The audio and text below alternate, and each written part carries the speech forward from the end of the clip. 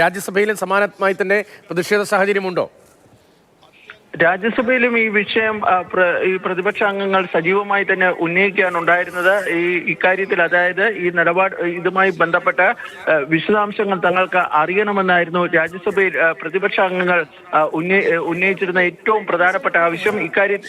തുടർന്ന് സർക്കാരുമായി ചർച്ച ചെയ്തതിനു ശേഷം ഇതിലുള്ള നിലപാട് സർക്കാരിന്റെ നിലപാട് അറിയിക്കാമെന്നായിരുന്നു സഭാധ്യക്ഷൻ വ്യക്തമാക്കിയിരുന്നത്. ഏതായാലും നിലവിൽ രാജ്യസഭയിലും ഈ പ്രതിപക്ഷ അംഗങ്ങൾ ഈ വിഷയത്തിൽ ഈ പ്രതിഷേധം നടത്തുകയാണ്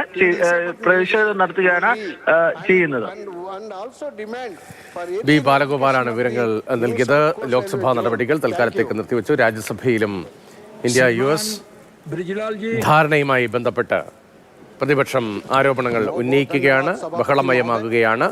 ലോക്സഭയിൽ ഇന്നും ബഹളമുണ്ടായി. ഇന്ത്യ അമേരിക്ക വ്യാപാര കരാറിൽ അടിയന്തരമായി ചർച്ച വേണം എന്നാണ് പ്രതിപക്ഷം സ്വീകരിക്കുന്ന നിലപാട്. അടിയന്തര പ്രമേയത്തിന് നോട്ടീസ് നൽകിയിരിക്കുകയാണ് കോൺഗ്രസ്. വിഷയം ചർച്ച ചെയ്യണം എന്നാവശ്യപ്പെട്ടുകൊണ്ട് KC വേണുഗോപാലാണ് നോട്ടീസ് നൽകിയത്. ലോക്സഭയിൽ അമേരിക്കൻ പ്രസിഡന്റ് ഡൊണാൾഡ് ട്രംപിന് മുന്നിൽ പ്രധാനമന്ത്രി നരേന്ദ്രമോദി കീഴടങ്ങി എന്ന ആക്ഷേപം ഉന്നയിക്കുകയാണ് കോൺഗ്രസ്.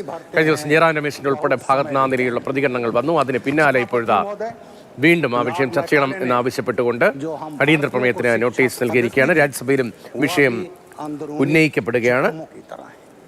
അതേസമയം തന്നെ മുൻ സൈനിക മേധാവി, കരസേനാ മേധാവി നരവാനയുടെ പുസ്തകത്തിന്റെ ഉള്ളടക്കവുമായി ബന്ധപ്പെട്ട് ഇന്നലെ രാഹുൽ ഗാന്ധി അതിഗൗരവമായ ചില ആരോപണങ്ങൾ ഉന്നയിച്ചിരുന്നു. ചൈനീസ് സൈനിക നീക്കമുണ്ടായപ്പോൾ രാഷ്ട്രീയ നേതൃത്വം, ഭരണ നേതൃത്വം കൃത്യമായ സമയത്ത് എന്ത് ചെയ്യണമെന്ന നിലപാട് സ്വീകരിച്ചില്ല, മൗനം പാലിച്ചു എന്ന അതിഗൗരവതരമായ ആരോപണം സഭയിൽ ഇന്നലെ രാഹുൽ ഗാന്ധി ഉന്നയിച്ചിരുന്നു. ആ വിഷയത്തിലും ഒരുപക്ഷെ ഇന്ന് കൂടുതൽ ചർച്ചകൾ, പ്രതികരണങ്ങൾക്കുള്ള സാധ്യതയാണ് വരുന്നത്. ലോക്സഭ 12 മണിവരെ നിർത്തിവച്ചിരിക്കുന്നു എന്നതാണ്. മോദി മോദി സറണ്ടർ മോദി എന്ന മുദ്രാവാക്യമാണ് ലോക്സഭയിൽ പ്രതിപക്ഷം വിളിച്ചത്. അത് അമേരിക്ക കരാറുമായി ബന്ധപ്പെട്ടാണ്. അമേരിക്ക കീഴടങ്ങി എന്ന ആക്ഷേപമാണ്.